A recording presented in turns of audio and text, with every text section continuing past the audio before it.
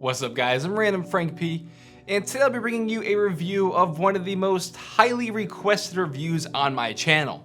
By popular demand, we'll be taking a look at the Razer Man O War wireless gaming headset. I've had it for about a month now, and I figured I can bring you guys a full review on my thoughts and experiences with it in case you're interested in picking these up, or if you're just in the market for a new wireless gaming headset, these might be your next option. Now the Razer Man O War comes after a pretty long drought of headsets from Razer, so for $169, we're gonna find out if it's worth it.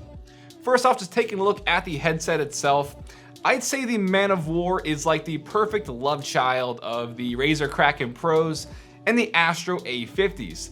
They have that same grill style that we're used to with the Kraken lineup, and then the headband is very similar to something we'd find like the Astro A50s, but altogether it looks pretty solid. I think it's a nice looking gaming headset, but that doesn't really matter. What matters is the comfortability, the sound quality, and the mic overall, right? So in terms of comfortability, the headset overall I would say is kind of a medium weight, but once it's on your head, it feels very light. And that's helped out by a few things. First off, the headset is highly adjustable, so it could fit a wide variety of heads even.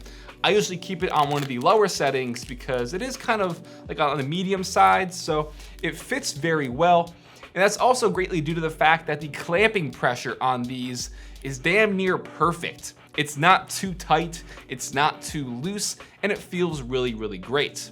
Also on the 50mm drivers, they have these very, very soft and cushiony, like a faux leather ear pad here. Just absolutely very, very soft.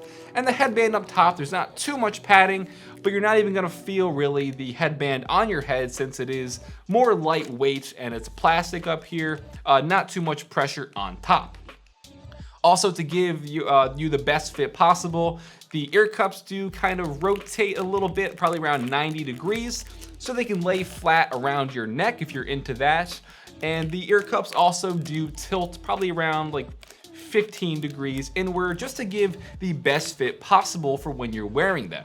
Then real quick, taking a closer look, on the bottom of the left and right ear cups where you'll find most of your volume controls and the buttons there. Then also on the left hand side is the retractable microphone, which is very flexible, so you could fit it wherever you want in front of your mouth to pick up your voice the best. And when you press in the microphone button, you can mute it and it'll let you know by glowing red. So it's a pretty cool feature overall. And don't worry, I'll give you a mic test in a little bit so you can see how the mic sounds, or I guess hear how the mic sounds. But either way, you know what I mean. Now, judging the sound quality of the Razer Man O War was kind of difficult for me because for the past probably around close to a year or two now, I've been used to using headphones when gaming. I'm just used to very high-end headphones overall on my channel when I take a look at audiophile grade drivers. So judging a wireless gaming headset was kind of difficult for me because my ear is just so tuned to those other headphones.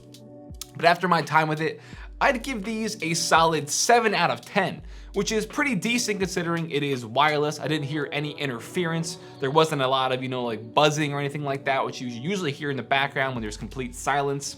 Pretty solid overall. In the Razer Synapse software, you can do a few things.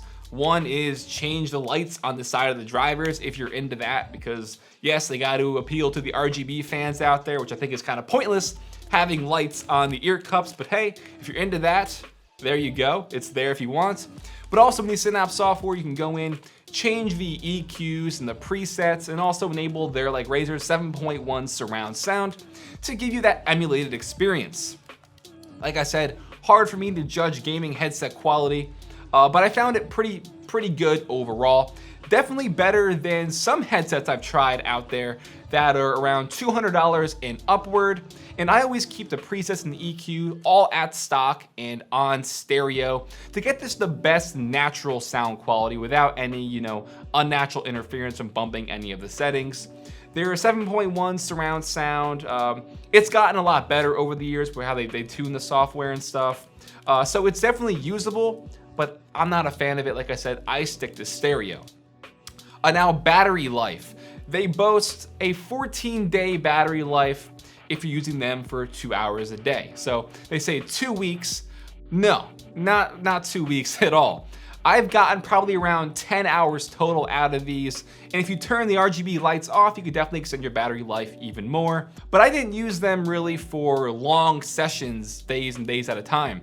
It would be like 2 hours one day, 1 hour the next day, then 3 hours the next day. And I found on average over the past month, I think around 10 hours total would be the most accurate for my time with these.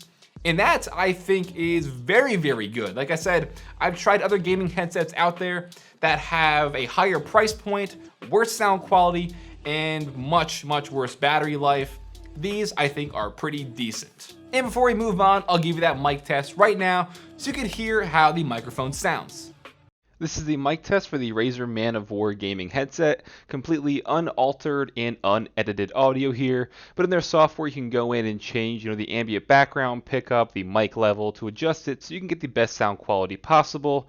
And just real quick, I am typing and clicking in the background so you can see right now how it does picking up the background sound.